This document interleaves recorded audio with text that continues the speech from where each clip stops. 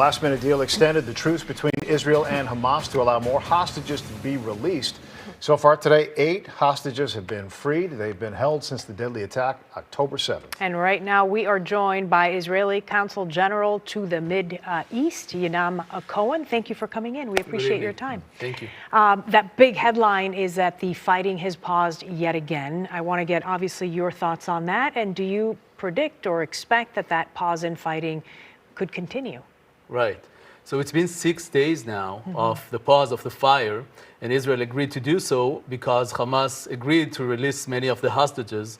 Up until now, we had more than 100 of the hostages released, but we have to remember that there's still more than 130 hostages held by Hamas in the Gaza Strip. Now, Israel has 2 goals in this operation. First, to release all the hostages, but secondly, also to eliminate Hamas' capability and future potential to perpetrate again terrorist attacks against Israel. You've praised President Biden for his strong support of Israel, and here we are now, almost 2 months into this war, and he's taken some criticism because of so many Palestinian casualties. What do you make of him striking that balance? Secretary of State Antony Blinken there trying to urge Israel to think more carefully about the Palestinian people who have been dying unnecessarily here. How do you think he strike that balance? I totally understand that every civilian that's getting killed, either Israeli or Palestinian, is devastating for us.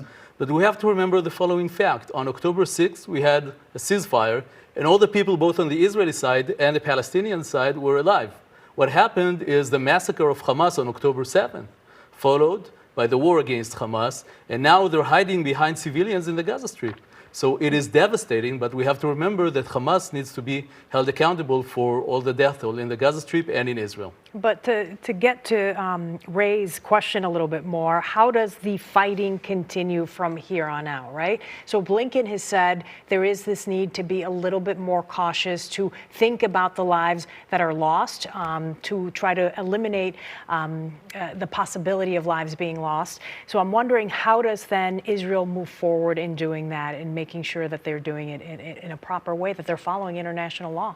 Absolutely, and we hold very close consultations with our American allies and with other allies in the world, with regional powers, Arab countries that actually support our goal of eliminating Hamas. We have to be very careful about what we do in the Gaza Strip, because we want to make sure this is a war. A war is a horrible thing.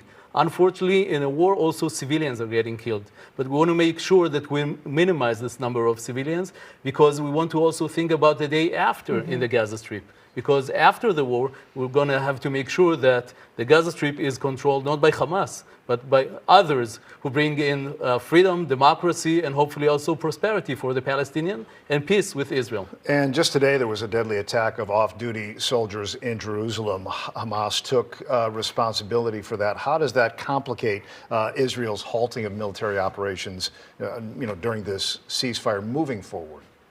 I have to say it came as no surprise for us, because we know that while Hamas is holding the ceasefire in the Gaza Strip, they are continuing to trying to put on fire the West Bank, Jerusalem, and other arenas in the Middle East, in Lebanon, in Iraq and Syria, in Yemen. So it came as no surprise. It is very unfortunate, and we stand ready for possible more attempts of Hamas to kill Israelis.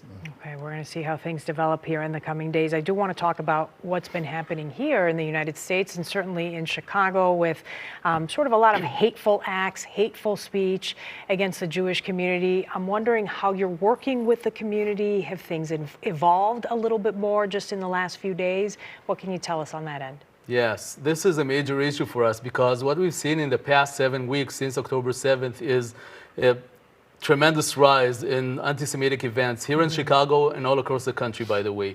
We are talking with a community, we're talking with other communities, we're talking with the law enforcement. Everybody understands that we need to calm things down. But I have to say something. I also see an evolving process in the nature of the demonstrations. Pro-Israel demonstrations, but also pro-Palestinian demonstrations. While some of them are very quiet and peaceful, others are evolving to be more violent. They started by ripping off posters of Israeli kidnapped children. Then they started ripping American flags. Then they started to disrupt Thanksgiving celebrations, and now they're storming Christmas trees. So, I'm not sure it's only about Israel. It might be a bigger thing. You are sort of that main conduit between Israel and Midwestern states here in the U.S. So we're interested in hearing about the kind of feedback that you're getting from people here in the U.S. Prime Minister Netanyahu says he is ready to resume military action. It seems a foregone conclusion. Do you envision ever a time where the ceasefire would end in this agreement to end the war, or will it only come once Hamas is destroyed or surrenders? Right now, this is a temporary pause or ceasefire that should enable the release of all the hostages. It hasn't happened yet. Hamas seems to be reluctant to continue with that. So my biggest concern is that we'll have to go back to war on Hamas.